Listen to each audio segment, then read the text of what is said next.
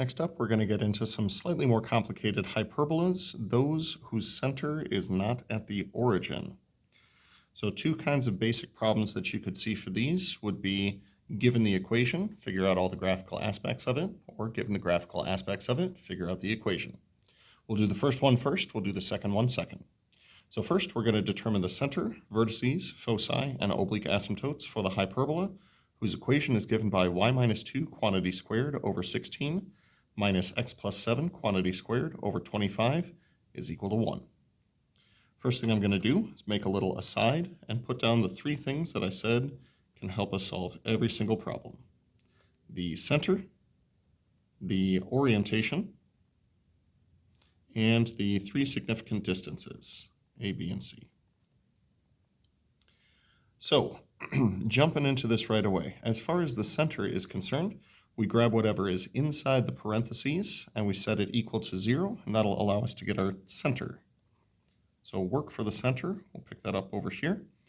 We'll take x plus 7, we'll set it equal to 0, and we'll solve for x. This gives us x equals negative 7. And we'll take this y minus 2, and we'll set that equal to 0 as well. That'll give us the y coordinate of the center. Now, again, it would be really easy to make a mistake and say that the center is at 2, negative 7 based off of what we see up here, but keep in mind for ordered pairs, it always happens. X comes first, y comes second. Now, in this equation that was given to us, when it comes to orientation, orientation is determined based off of what is first. So first off, we get that a squared is equal to 16, but we also see from the numerator, being the y variable, that this is a vertical transverse axis. So vertical transverse axis, and we get that a squared is 16, therefore a is going to be equal to 4. Our other denominator will represent b squared. So with b squared being 25, this means that b is going to be equal to 5.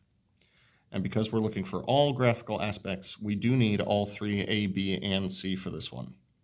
So let's go ahead and set up our Pythagorean theorem. A squared plus b squared is equal to c squared. We just got that a squared is equal to 16. We just got that b squared is equal to 25. And we're solving for c squared. First, we'll combine like terms together. We'll get 41 is equal to c squared. Therefore, c is equal to the square root of 41.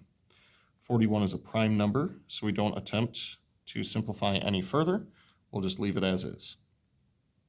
Now, for the description of what's going on, I'm going to draw a general sketch of what we are creating.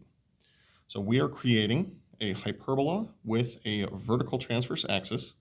So starting from the center, we are going to move up and down a particular number of units. We'll arrive at our two vertices. Just beyond those, we will arrive at our two foci. The distance from the vertices to foci should be nice and even in both of those. And then the directions for the problem didn't ask for it, but if we move left or right a total of b units, then we'll arrive at our two co-vertices. We'll go ahead and include that up here just for the sake of prosperity. So with all of these things in mind, let's start with the center. The center, we already figured out. Excuse me. Oh, thank you. The center is going to be at negative 7, 2. Now, with that in mind, to go from a center to a vertex with a vertical transverse axis, that means that we'll be going up and down a units. So for the two vertices, we want up and down a units. Up and down a units means that we'll be doing plus or minus 4 for the y coordinate. So the two vertices would be located at, the one above the center is going to be 2 plus 4, so that'll be negative 7, 6. And then below the center would be 2 minus 4, and that'll be negative 7, negative 2. For the co-vertices, again, just for the sake of prosperity, the co-vertices, starting at the center, we would be moving left and right, a total of b units for those. Left and right means that we'll be adding and subtracting from the x variable. And we just said that the value of b is going to be 5. So to the right will be negative 7 plus 5, and to the left will be negative 7 minus 5. Those will be, in that order, negative 2, comma 2 to the right, and then negative 12, comma 2 to the left. For the two foci, we'll be moving up and down from the center, which means we'll be adding and subtracting from the y variable. Now, with that in mind, from the y variable, that means we'll do 2 plus or minus, and we should see a c value here. The c value, however, is the square root of 41. This does not look particularly friendly, and as it turns out, it's not. These are not like terms, and so we do not attempt to combine them. We'll just see 2 plus the square root of 41 in the upward direction, and then 2 minus the square root of 41 in the downward direction. There is really nothing else to do there. Now, as far as the oblique asymptotes are concerned, we're going to go ahead and turn things over to the point slope form of a line, where we will say y minus y1 is equal to m times x minus x1. This is where x1, y1 represents a point on the line, or in our case, the lines. Now, we said in the last video that the one point in common to both of the asymptotes will be the center, so the center will be serving as our x1, y1 for this one. The slope, we said in the previous video, is going to be equal to plus or minus the change in y over the change in x. Now, because this is a vertical transverse axis, we can also simply remind ourselves that in this case, the a value goes with y, and the b value goes with x. The a value we got is 4, so that 4 represents a change in y, and the 5 is associated with the x variable, so that'll represent a change in x. If we take those and put them right back down here at the bottom, we'll get plus or minus 4 over 5. That will serve its purpose very nicely for the oblique asymptotes. So y minus y1, that's y minus 2, is equal to m, the slope, plus or minus 4 fifths. 5 halves, where did that come from? And then x minus x1. But x minus x1 would be x minus negative 7. We'll call that x plus 7.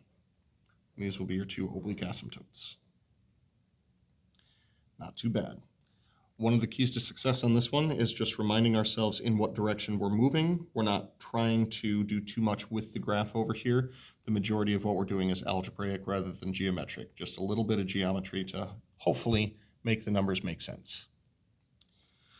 Now, I did mention I wanted to do the first one first and the second one second, so let's go ahead and take a look at a second problem. This one says, determine the equation of the hyperbola with vertices at 0, 3 and 8, 3, and a focus at 10, 3. And so for the first time in all of these videos, I'm actually going to draw an x-axis and a y-axis. So vertices, we just said, are at a y-coordinate of 3, 4, 5, 6, 7, 8, 9, 10.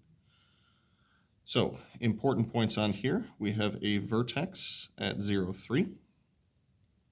Here is 8. We have another vertex here at 8, 3. And then we have one single focus over here at 10, 3. We're missing a lot of information, but ultimately, 3 things that we need to know. What is the center? What is the orientation for the transverse axis? And what are our distances, A, B, and C? Now, with those things in mind, I do want to point out that the distance between this vertex and this focus is the same as the distance between 8 and 10. So 10 minus 8, that's 2.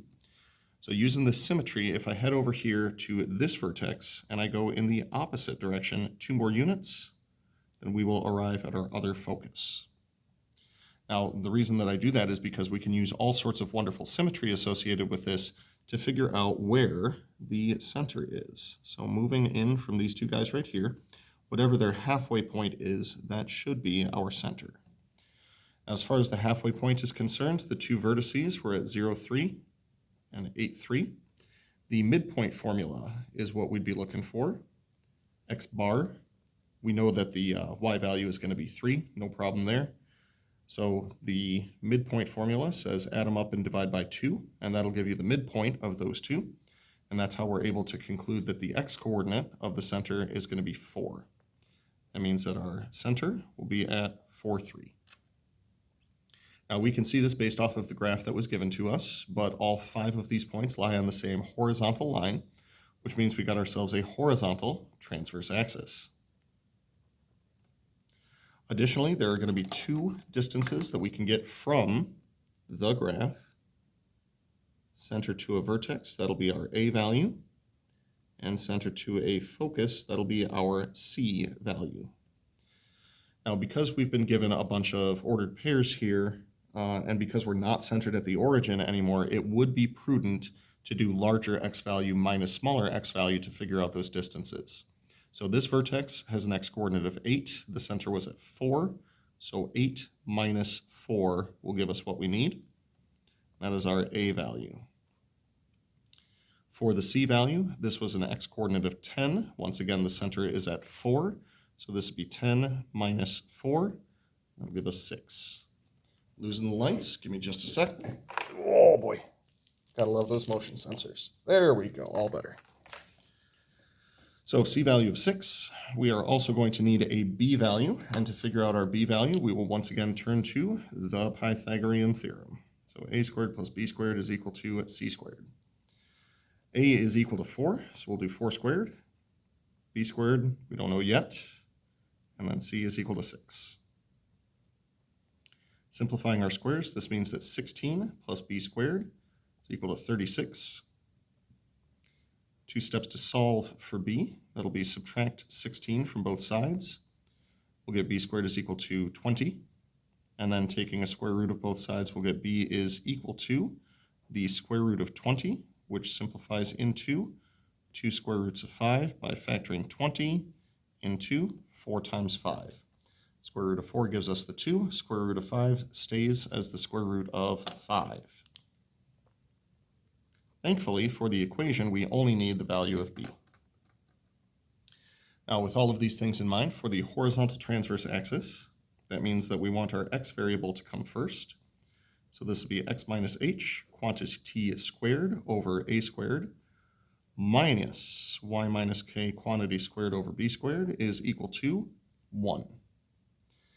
Values we get from right up here. This is h and k for 4 and 3. So we'll see x minus 4 and y minus 3.